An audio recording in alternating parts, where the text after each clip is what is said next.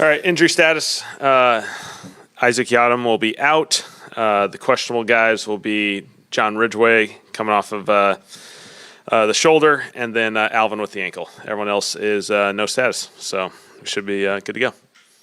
We've seen Alvin out there the last couple of days. Has he had to be limited in the last two? Or? Yeah, he's just been limited the last couple practices, and so other than that, yeah, he's training well. We just got to let it take its full course this week, so he's doing well though. Probably a foolish question, but what is the boost you expect to have with getting Chase Young, with as hard as he's working to get back out on the field? Yeah, Chase has just done so much. You're so happy to see him out on the field. He deserves it. He's earned it.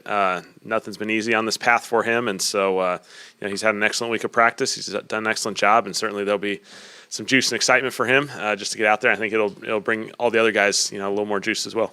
What can he add to this defense? Yeah, just more depth. Obviously. With Grando and Cam taking a ton of reps, getting Chase in there will help that rotation a little bit. Chris will still be rolling, and so we feel like now you got 4 players that all rotate a healthy dose in there, and I think that'll be great to keep those guys fresh and ready for those passing situation rushes. Do you feel like it kind of impacts the potential when it comes to the defense from that kind of symbiotic rushing coverage relationship? Yeah. Chase is one of the premier players in our league. He's got a ton of evidence to support it, and so we're fired up to have him. Obviously, those third downs. Coverage has to be good, which has been getting better, and I think the rush is going to come along really well. Certainly with Chase being out there, the time clock will help itself.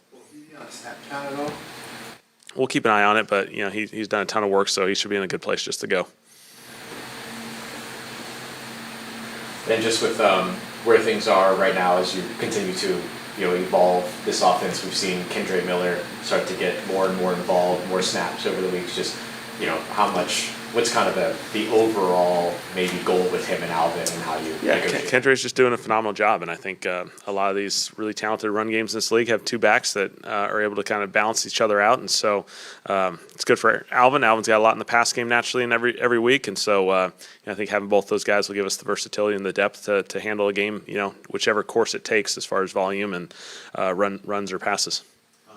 Alvin talked about a desire to be used. It was back in training camp. Talked about a desire to be used efficiently. How do you gauge efficiency when it comes to using a player like Alvin Kamara? Yeah, each game's going to take its own path. We were able to get a lead last week, and so that allowed us to get into some more heavy, grinded-out runs towards the back end of the game, which lent itself to letting Kendre take a few more carries on the back end of that thing.